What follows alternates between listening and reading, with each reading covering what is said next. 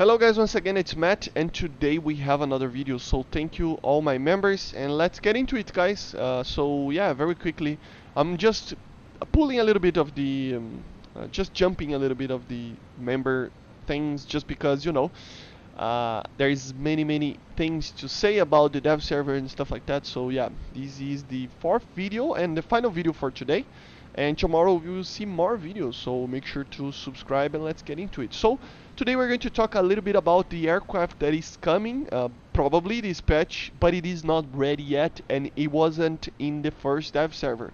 So maybe during the week, I mean the dev server will be opened until Wednesday, so I don't know, but so maybe we will see it, but I really kind of doubt it. Okay, so yeah, but normally it is a Harrier. Okay, so the Harrier Gr.7 was found in the files, as you see in the picture, and it is just an amazing aircraft. I'm really excited about this. We are not getting the Tornado this patch, but this is a very good addition. To be honest, we might see other additions, like the AV8B, to be honest, but I doubt it, but we might, just because the Harrier Gr.7, it is in the same type of upgrade program as the Gr.7 and the Gr.5, to be honest, was. So yeah, basically the idea here is the second generation. It is called normally the Harrier 2, but it is, yeah, the second generation of Harriers, after the Gr.1 and Gr.3 series. It has, instead of the aluminum alloy fuselage, it was replaced by a composite fuselage, not entirely made of composites, but heavily made out of composites, which made it so that it had a weight reduction and an increased payload and range as well. So yeah, pretty good. It has a 14% more area in the wings and increased thickness, so it has a better wing design. It has leading edge root extensions, which the Gr.1 and Gr.2 Gr.3 didn't have. 3000 payload. It is, I mean, it basically allows for 3000 kilograms of payload. But yeah, pretty interesting, right? Additional missile pylons and stuff like that. So yeah, we're going to talk a bit about it later. And to be honest, we are going to make a proper video talking about the diving down series, type of video, diving down on the Harrier 2 development and stuff like that, talking about every different version that he had, and stuff like that.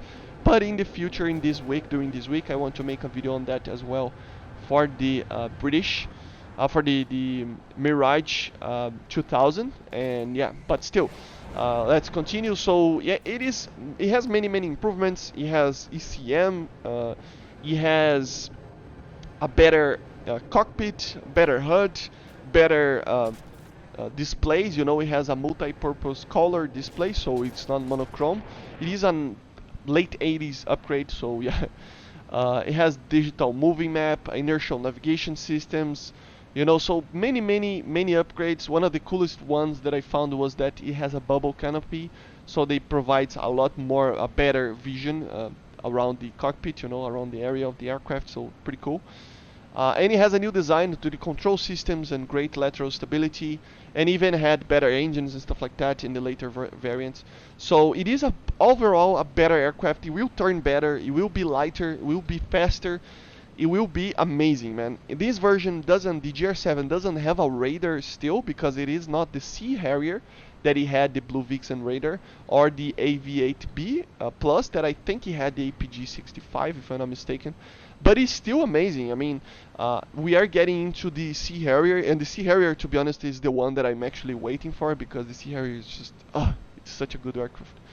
But yeah, it's basically that, and obviously it was used for ground attack reconnaissance roles in the Falklands War, so yeah, pretty good.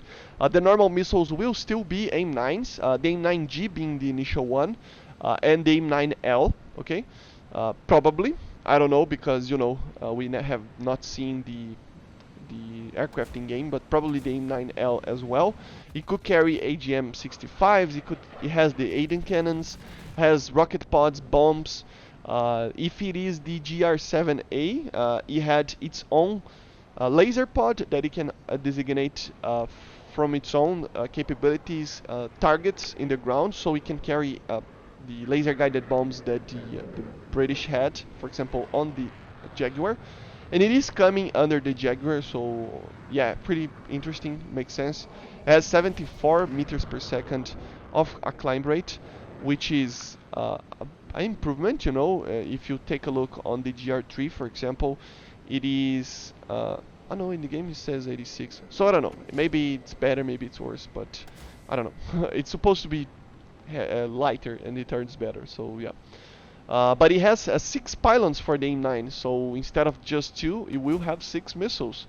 So that's probably why it's. I mean, it's an 11.0 aircraft in the files. So yeah, I'm kind of thinking if they are going to add the pods for air to ground and the A9Ls, it could be a very good and very capable top tier aircraft, very scary. It is going to lose on the dogfights and stuff like that, but it is a fun modern aircraft, you know.